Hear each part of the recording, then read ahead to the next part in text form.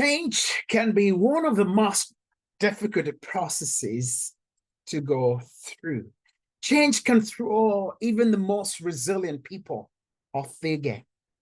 Change is hard, let's admit it. It can be a torture if you're not prepared for it. You see, in the scripture, we have this verse that talks about Jesus being born as the King of the Jews. It's recorded for us in the book of Matthew. And the Magi come from the east to search for this new king and to worship him. The text says, "Where is he who has been born King of the Jews? We saw his star when it rose and have come to worship him." Change is heard, and he can throw again even the most resilient people off their game. See, Herod had been named as the sitting king of the Jews, and therefore he felt threatened by the mention of a new king of the Jews, and he was going to do whatever he had to do to retain his power and authority. Herod is greatly disturbed, as reflected in the text, by the possibility that a rival king of Israel had been born, a king even with his own star. And the Magi, or the wise men from the east, had come to visit the king, a king they had never seen. So Herod found this to be very disturbing, and he was going to move heaven and earth to find this king and eliminate him at whatever cost. The text says, all Jerusalem joined Herod in being disturbed by the news of the birth of this royal child. Let's remember that at this time that Jesus is born, Jerusalem was advanced, and it was a city that was renovated, and Herod had done great thing to renovate the temple and to build monuments all over the place. Jerusalem was a thriving city, but it was disturbed by the arrival of Jesus. We are not told why all of Jerusalem is disturbed, but we can do some speculations here and there. It could be that all Jerusalem is disturbed precisely because Herod is troubled by the mention of a new king named Jesus. The Bible tells us that God of this age has blinded the minds of unbelievers. That's 2 Corinthians chapter 4, verses 4. So the people here seems to be blinded by things like power and control and personal prosperity. They're like, I don't want to leave my comfort. So Jerusalem was experiencing tremendous expansion and development at this time. The temple was rebuilt and there were new developments everywhere. The city was thriving and the people were thriving and people comfortable in their ways of life. So a new king of the Jews, this news troubled Herod and the residents of Jerusalem. See, the idea of a new king of the Jews, a different king other than Herod, posed a threat. Listen, sometimes, or should I say very often, when we are anchored to the systems of the world and to the ways of the world and have our passions and our heart and energy invested into participating in the things of this world, it can be difficulty to change, and a difficult thing for us to accept, or for anyone to accept a different system or another way of living, even when it is a better way. Our normal reaction to the new is usually reject. We begin a revolution even when the change is good for us. Does this resonate with us as a people today? It is possible that the people of Jerusalem were comfortable with the way things were, because even though Herod had a reign of terror going on, Jerusalem was still expanding. Jerusalem was still on the top. Big city, a new development, a new technology, a new advancement, everything. Herod certainly had his flaws, they argued.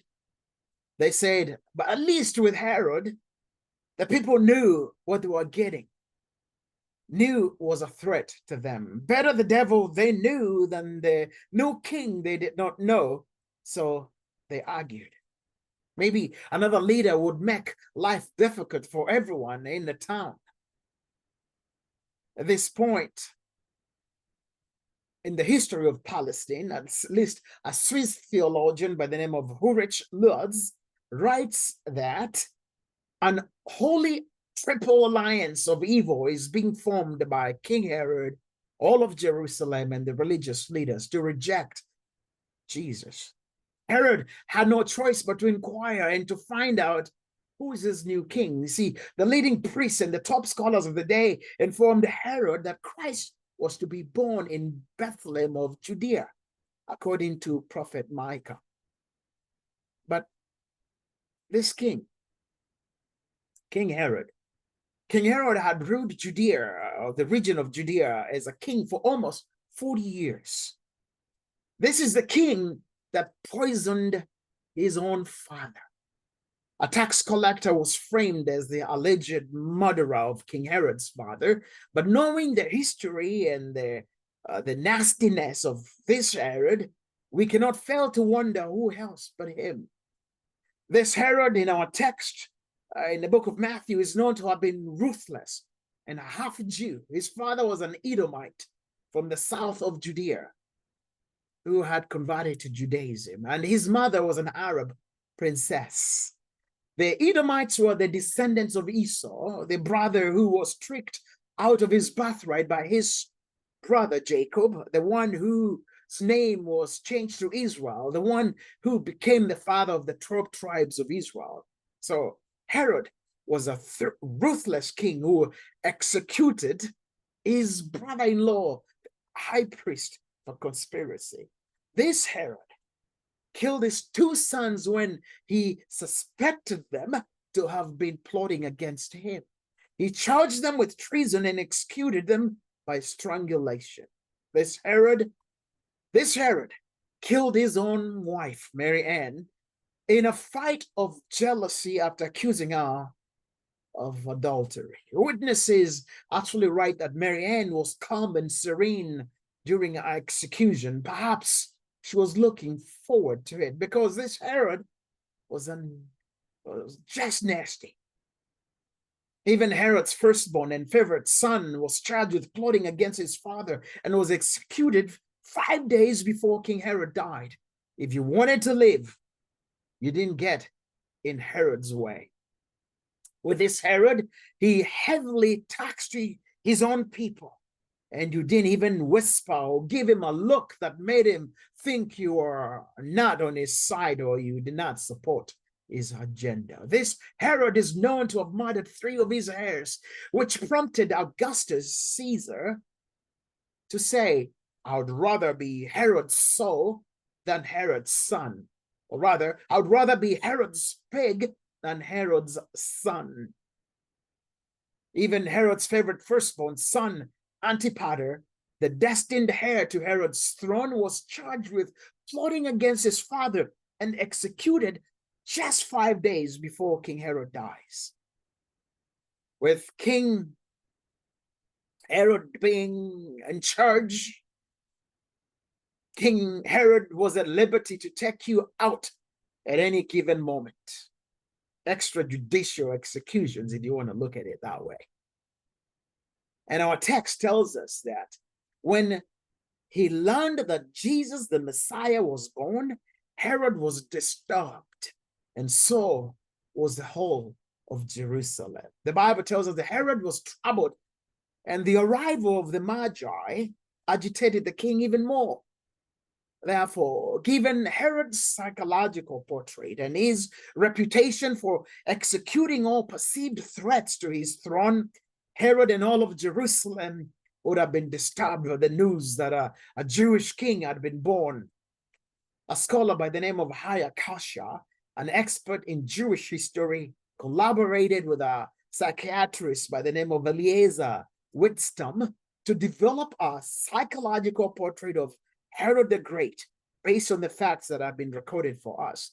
by historians. And as documented by Kasha and Wisdom, throughout Herod's life, Herod suffered from ongoing violent mood swings, and was haunted by persecutory delusions of plots being formed against him. Not only did this King Herod execute members of his own family, but he exhibited sadistic tendencies by cruelly torturing many of his victims before killing them. There is a reason to believe that Herod the king suffered from paranoid personality disorder. He was drunk with power and the mention of a new king, a new dynasty, a new person, and a new person here named King Jesus made him go nuts. In addition, his condition subsequently deteriorated into what is known in modern psychiatric terms as delusional disorder. So we know that the wise men did not arrive in Jerusalem just looking for a baby born of the Jews, but they arrived looking for one born king of the Jews. This news would have been particularly very disturbing to King Herod because, according to Josephus, the Jewish historian, Herod had been given the title King of the Jews by the Roman Senate. Josephus continues to write that Mark Antony is known to have resolved to have King Herod made King of the Jews. Josephus continues to write that this King Herod, he was not a king, but the most barbarous of all tyrants. And the Jews found him to be such by the sufferings they underwent from him, that when a very great number had been slain by him, those that were left had endured such miseries that they called those that were dead happy men. The Jews had borne more calamities from Herod in a few years than had their forefathers since they had come out of Babylon. Those are writings from Josephus, writing in AD 75. So, given Herod's documented paranoia about people and conspiring against him, there is no reasonable doubt that Herod would have been very disturbed by the news that another king of the Jews had been born. And also Jerusalem was disturbed by this new king. By this time, the wise men are appearing in Jerusalem. Herod had developed a reputation as a murderer and barbaric tyrant. So when the wise men mentioned or announced that they were looking for one born king of the Jews living in Jerusalem had a good reason to be disturbed, not knowing what lengths Herod would go to eliminate a Jewish threat to his throne. This is why Jerusalem was disturbed. Rick Larson argues that this backdrop of a very nasty king who would stop at nothing to protect his political position made the residents of Jerusalem to have a sufficient reason for them to be disturbed when the Magi arrived announcing that a king of the Jews had been born. So imagine the entourage of this wise men coming into Jerusalem. They argue that the Magi represented the Parthian government, and thus they would have had a large entourage of armed men, perhaps members of the Parthian cavalry, accompanying them to, the numbers were about maybe, who knows, but they had this long journey of 700 to about 1,000 miles journeying into Jerusalem. So the arrival of this large entourage of Parthian armed men in Jerusalem may have been especially alarming because just 30 to 35 years earlier, Antigonus, who was the last Hasmonean king of Judea, had been executed by Rome. So it looked like the entourage of these wise men were coming for revenge, and so Jerusalem must have been worried. By the time the Magi arrived in seeking for the newborn king, Herod had arranged the accidental drowning of one of the high priests as well, his own brother-in-law, Astoribulus the third of Judea, who was also the ruler, or rather the heir to the throne.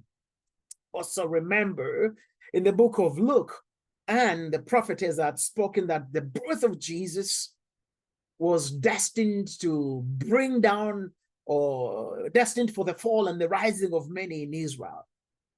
So here, Herod realized the Magi were coming to worship a king. And when they had left, because he told them, go find this king and come tell me, so I may also go and worship him. But in reality, that was not his intention. So when he realized the Magi were not coming, they were not returning, the king went berserk. He went crazy. And everybody who was 2 years and under in Judea was executed.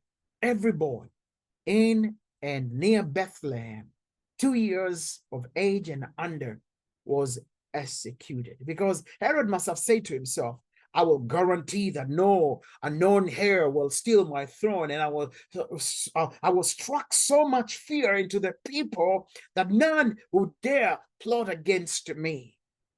And to assure this and to demonstrate this promise, his eldest son, Antipater, was sent to the grave. Josephus, the historian, describes of this excruciating and painful reign of King Herod, who lived and ruled for 40 years. He thought he would live forever, but later he died an excruciating, painful death that's even recorded for us in history. But let's think a little bit deeper. The people were satisfied with the status quo in Jerusalem and were interested in letting Herod do whatever he was going to do so that their self-interest would continue. They did not want change. They wanted to keep the status quo. Nobody said a word to King Herod. They were just comfortable. They were achieving a sense of status. They were pushing up against or up into the ladder of success, and they did not want to go away. They did not want to get away from their success. King Herod did not want to be disturbed by Jesus. Herod had an agenda. He had an empire to build and an interest and an ego to protect. And Jesus was getting in his way. Herod didn't want anyone telling him how to rule, how to lead, how to live. He didn't understand that life with Jesus would have been empowering, have empowered him to do infinitely more than he was doing, would have made a change in his life. Instead, the message of Jesus was a stumbling block. How are you dealing with change? I know Kenya is going through some great change right now, which is good, But how are people responding to this change? Are you sticking to your old ways, or are you willing to accept changes for the betterment of everybody? Don't be disturbed by change. Accept it. It's good for you. It's good for us. Accept change. The status quo, only for a minute, and tomorrow we are gone. We're only here for a moment. And after a while, we are out of here. So let's have a heart that's willing to listen, a heart that's willing to be molded for the change of everyone and for our posterity. Gen Zs, keep on fighting, keep on pressing on, because you are influencing and causing change, which is good for us. Let's accept change, whatever it takes. Our change, I think, is redemptive, and it is welcome at such a point, such a time as this. Change is good for us. We shouldn't fear change. Change is important. Change is needed at this moment.